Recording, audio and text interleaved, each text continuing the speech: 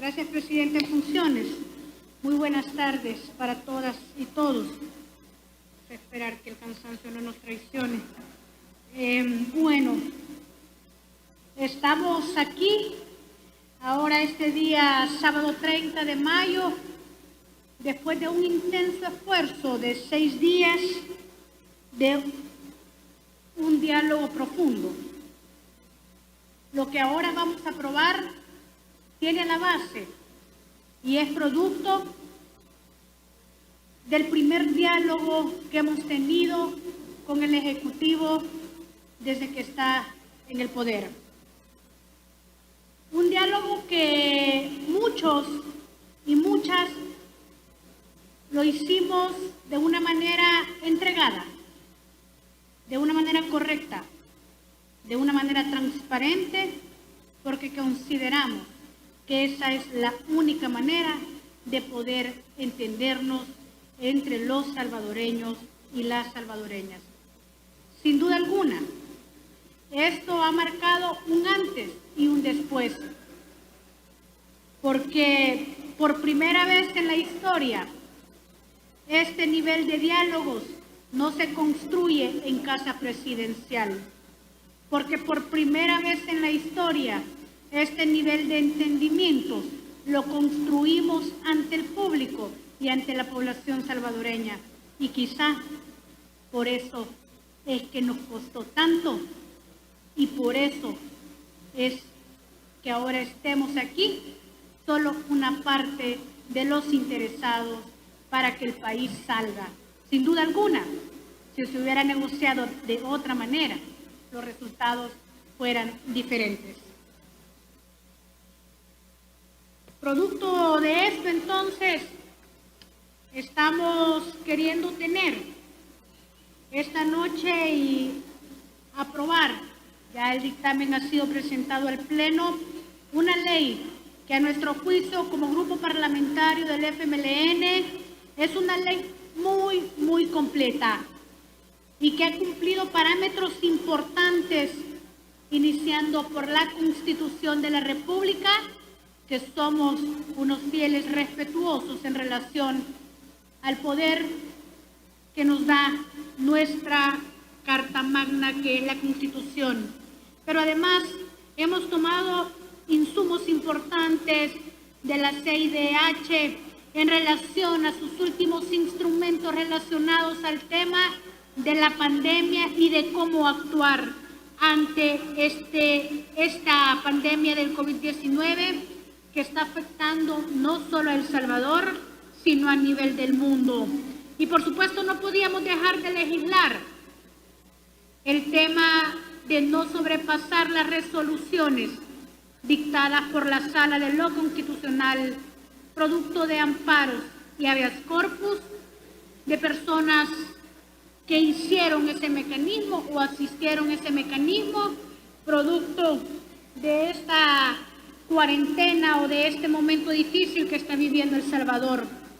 No voy a profundizar más de eso, porque el grupo parlamentario del FMLN, con los 4 compañeros, las 3 compañeras y nuestro subjefe de fracción, Jorge Chapit, Yancy Urbina, la doctora Elizabeth Gómez y mi persona, que fuimos delegados para atender ese diálogo franco, lo dimos, los expusimos y pudimos controvertir de una manera correcta y como lo merece la ciudadanía sobre la realidad del país.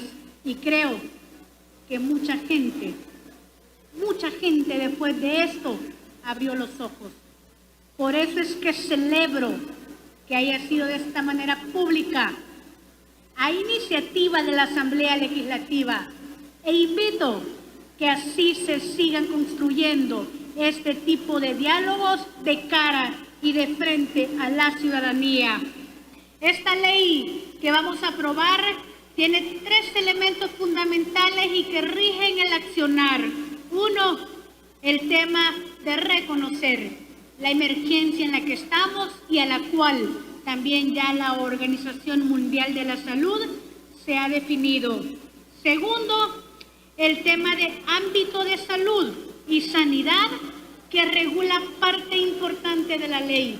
Y yo quiero comentarles cómo ustedes pudieron darle seguimiento, que tuvimos muchas diferencias como FMLN, pero supimos respetar el acuerdo mayoritario, porque de eso se trata la mayoría, de eso se trata la democracia en este país que tanto nos ha costado.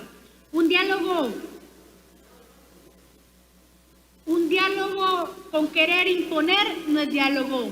Un consenso sin querer ceder no es consenso.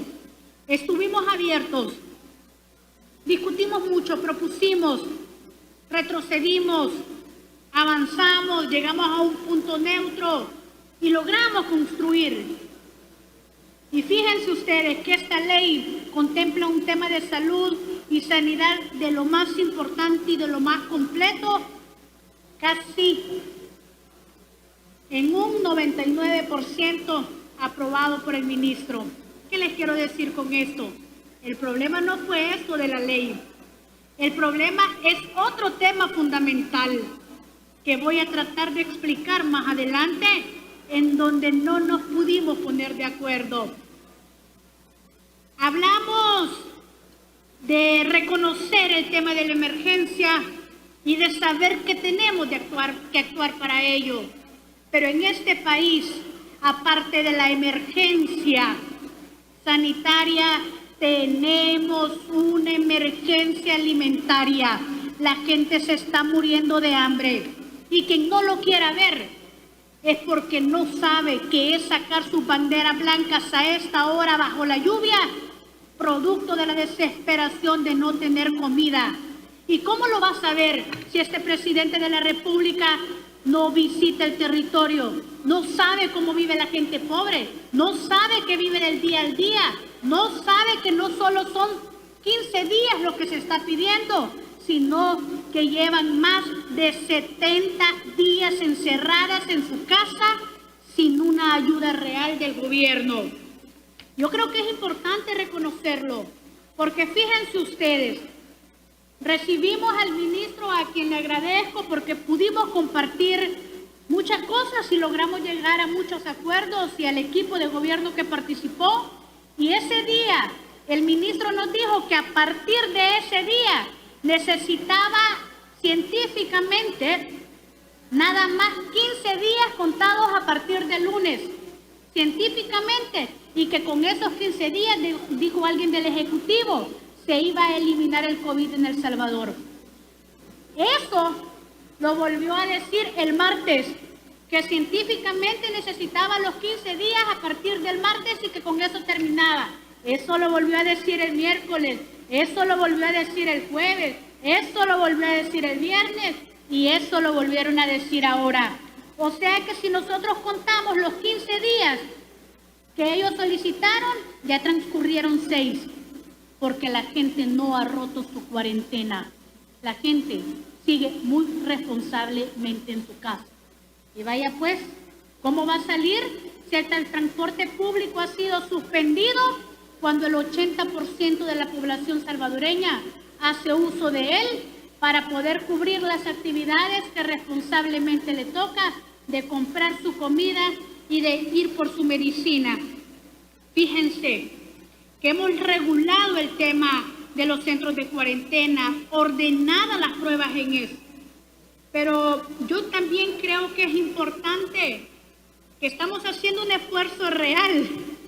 Mientras unos estábamos trabajando de una manera sincera, otros estaban pidiendo prórroga de la reviviscencia que había dado la ley por 15 días más. Ahora entiendo por qué tanto dilataron la discusión. Creyeron que se les iba a dar y de repente todo se cayó y no logramos encontrar un esfuerzo sincero. Por lo tanto, no nos digan que no hemos tenido un esfuerzo de poder contribuir y de poder entregarle algo en beneficio de la ciudadanía.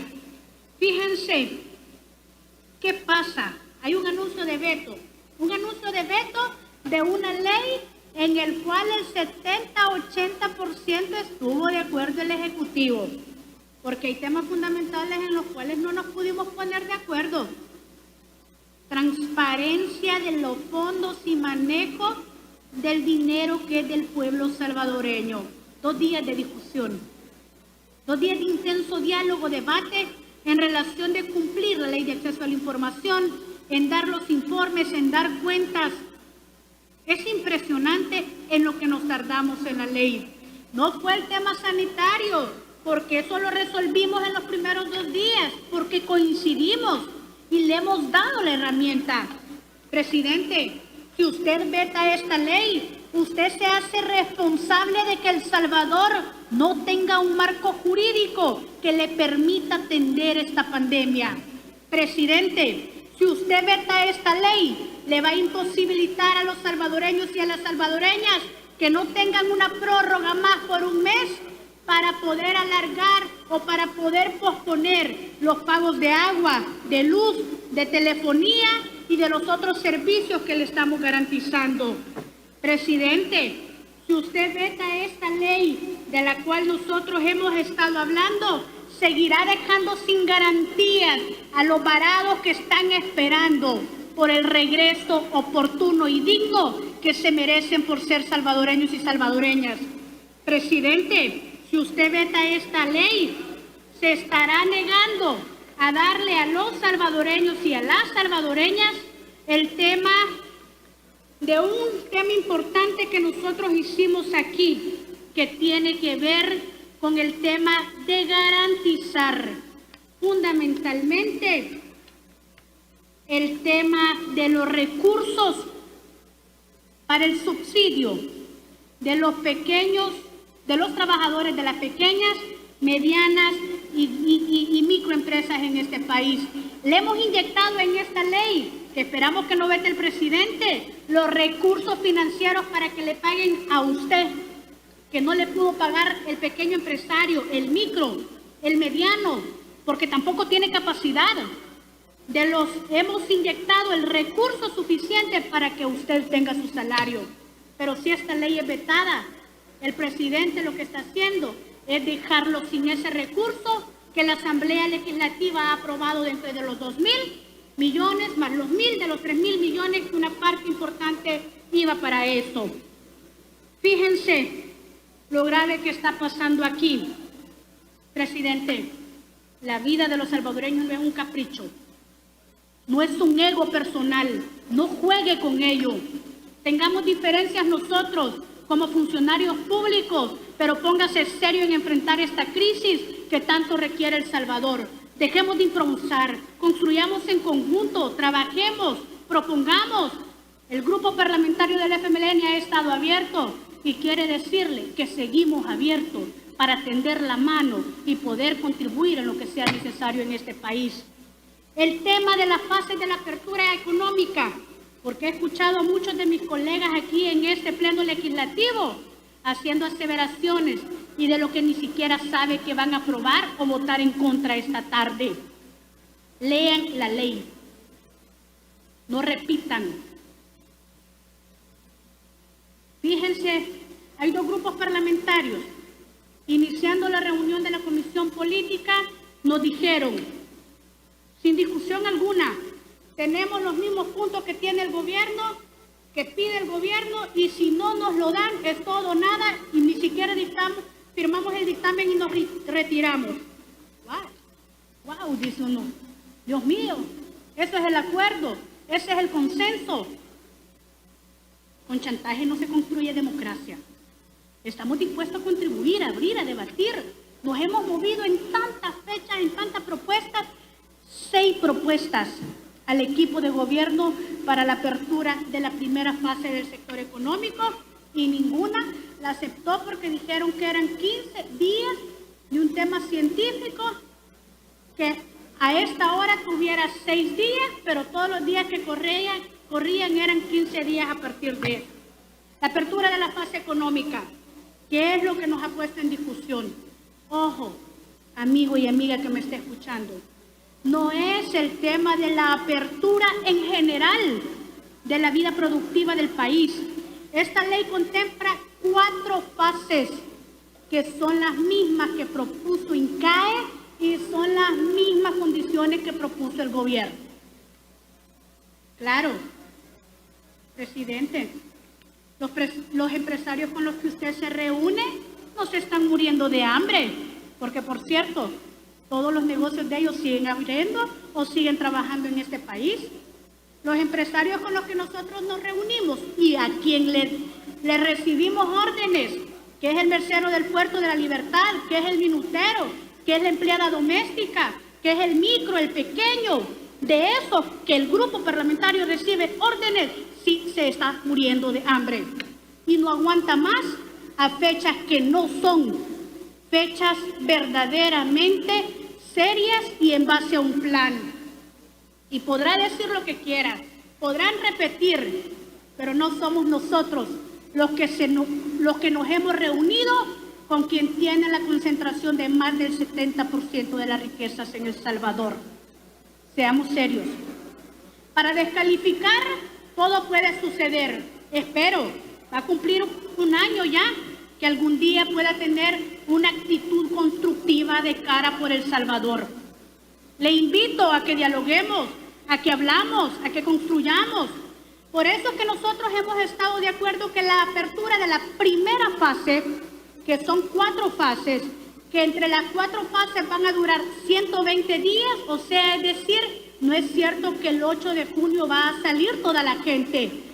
La vida la vamos a empezar a llevar de una manera normal después de 120 días, si garantizamos que así sea.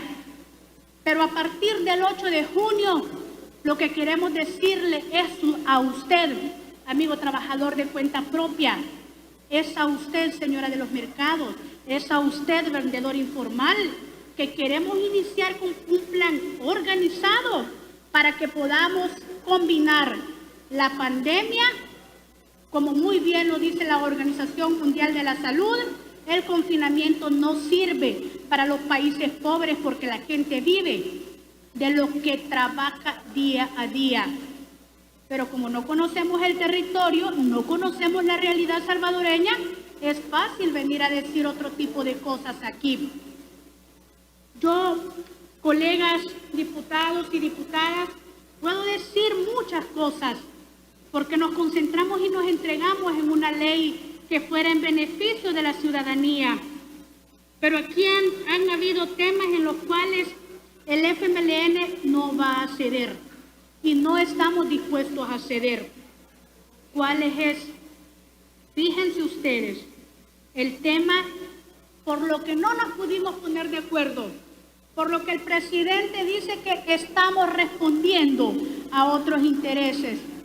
Sí, les voy a decir a qué intereses estamos respondiendo. Fíjense, han prohibido el servicio del transporte público en este país, que por cierto transgrede la Constitución de la República, porque es una manera de restringir la movilidad en este país, porque nos dicen que el transporte público es la mayor forma de contagio. Estoy de acuerdo. De hecho, la propuesta en esta ley no es que entre todos, sino que entre a funcionar una parte con todas las medidas y protocolos de sanidad y salud dictadas por el Ministerio de Salud y por supuesto también que contenga un tema fundamental que sean solo para los habilitados para esta etapa. Pero nos dicen que son los mayores de contagios, pero miren, 2,000 y fichas contagiados en este país y las muertes que esperamos que no sigan habiendo. Por eso es que les pedimos que sigamos guardando las medidas de contención y de separación social y que salgamos solo si es necesario. También debemos de ser responsables, también tenemos que cumplir esa parte. Pero de los contagios en este país, más de 400 son elementos de la Policía Nacional Civil. El primer nivel de contagio está en los hospitales de este país y la mayoría son el personal que está en la primera línea de batalla por no garantizar los implementos de seguridad, de bioseguridad, de los cuales hemos recibido 3 vetos en esta Asamblea Legislativa, más de 200 elementos de la Fuerza Armada. El tema de los hospitales. El otro gran centro de contagio ha sido los centros de contención. Y hay un tema que nos está pareciendo extraño, que es un tema de que se va a volver un boom las cárceles de este país. Más de 150 han dado positivo en diferentes cárceles y me decía alguien bueno, ¿y ellos cómo salen? Si hasta para salir hay que estar habilitado con DUI, que es otra restricción constitucional, en eso tampoco nos pusimos de acuerdo. Porque hay familias que dependen de una sola persona que realiza las compras. Discúlpenme, qué bendición lo que tenemos de estar recibiendo un salario. Y por eso es que compartimos que los empleados públicos salgan a partir del 15 de junio, porque gracias a Dios tienen la oportunidad de poder atender responsablemente la cuarentena. Mucha gente viola la cuarentena no por irresponsable, sino por hambre. Y hay que saber entender y combinar, como muy bien lo dice la Organización Mundial de la Salud y otras organizaciones interamericanas de derechos humanos que trabajan sobre el tema. Pero si no somos serios en una discusión y no aprendemos a comprender que la misma OMS ha dicho que la enfermedad, que el coronavirus ahora es una enfermedad endémica que vino para quedarse y que los estados tienen que tomar medidas serias para saber combinar esta parte. Por lo tanto, he dado datos de los cuales más de los 1,000 contagiados han salido positivos en centros que dependen del gobierno. Y entonces nos dicen que la gente es irresponsable, pero tan irresponsable que es usted, que no tiene ni transporte público para moverse, ni taxi, ni Uber, y mucho menos ni bus. Nosotros en eso no podíamos ceder. La gente necesita ir a comprar sus comidas al mercado. Hablan de supermercados, perdón, se me salió uno, de supermercados. Si la gente en los cantones de Jicalapa, ¿a dónde va a ir? Claro, los que están aquí, muchos ni siquiera saben, porque tenemos la suerte también de tener vehículos. Las personas con enfermedades crónicas, con diálisis, las personas que necesitan urgentemente el tema de un hospital, muchos están también muriendo y es un silencio. La cuarentena está provocando un problema serio de violencia entre las mujeres, más de 20 feminicidios en este país, del cual sigo esperando que este gobierno se pronuncie. La violencia para las mujeres ha incrementado en un 70% y es como que nada pasa. Hay que saber combinar emergencia sanitaria, emergencia alimentaria y otro tipo de cosas que deben de ser fundamentales. Voy a ir dando otros elementos porque yo pudiera pasar hablando aquí toda la noche, pero ya vamos a cumplir 48 horas de no dormir y sé que todos estamos cansados, ¿verdad? A lo mejor no todos han estado aquí pendientes de esto y agradezco a usted que ha estado informada. Pero ¿saben ustedes por qué creo que les preocupó tanto el tema de la información, de los informes, acceso a la información, transparencia?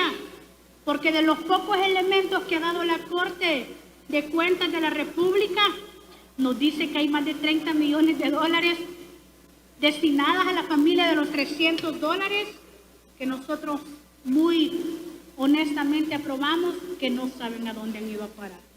Porque 100,000 de esas personas a las cuales se supone que les dieron los $300, no se sabe cómo se utilizó el recurso, dónde están y el tema del comprobante.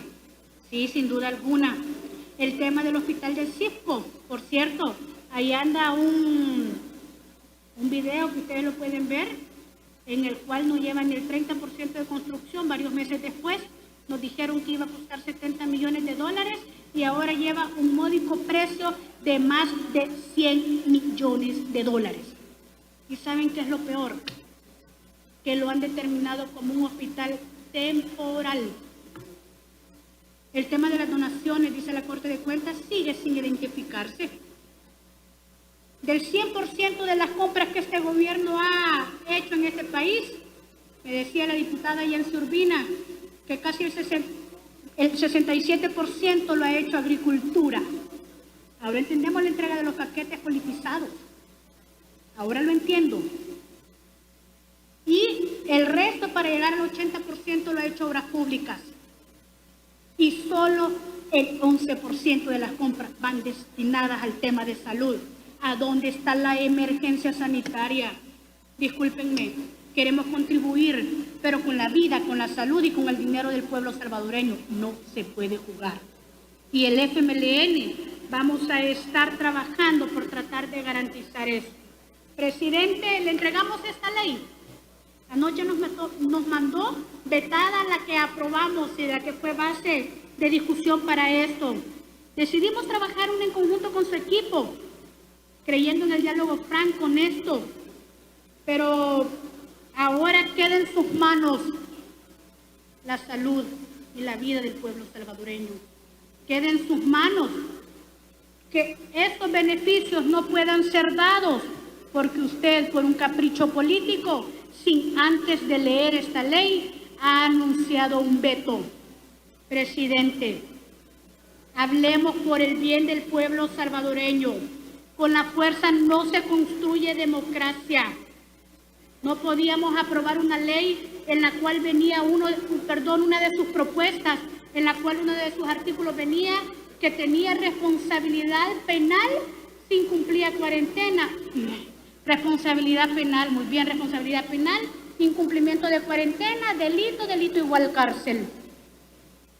Eso, la pandemia no se atiende y no se combate de esta manera. El uso de la fuerza, los tanques no eliminan el virus, pero sí una atención inmediata, organizada y no siendo una atención de una manera irresponsable. Estamos dispuestos a construir en el marco del respeto, en el marco constitucional, legal, de salud, pero no nos parece que el tema principal de juego en las negociaciones sea el dinero, que se le deje abierto las contrataciones, que por cierto le dejamos facilitado para que usted pueda hacerlo en el marco de la ley, presidente, porque consideramos que esto es importante y también eso usted tiene en la mano, pero también tenemos que ver otros temas fundamentales, que tengamos nosotros un tema de una confianza que el dinero se está gastando donde se debe. Salud, prevención, apoyo a los más necesitados y las banderas blancas siguen incrementando. Reiteramos el diálogo, pero en base al respeto, y tenemos derecho a diferir, y hemos diferido en estas cosas que he planteado, pero más del 80% de la ley, si no es que me atrevería más, es como ustedes la querían. No hemos aprobado el tema del transporte público, que que inicie a funcionar dentro de un mes más. Eso nos pedían aproximadamente, si no es que más, que aprobáramos que la gente que fuera violentando la cuarentena para los centros de contención, que tuviera responsabilidades penales. Eso es lo que nos pedían, que no tenían que dar ningún informe, no el tema de acceso a la información. Insisto, hay cosas en las que sí nos podemos poner de acuerdo. Y por eso, presidente, lo que pasa en este país, también en un tema de legalidad, es usted el responsable. Muchas gracias, presidente.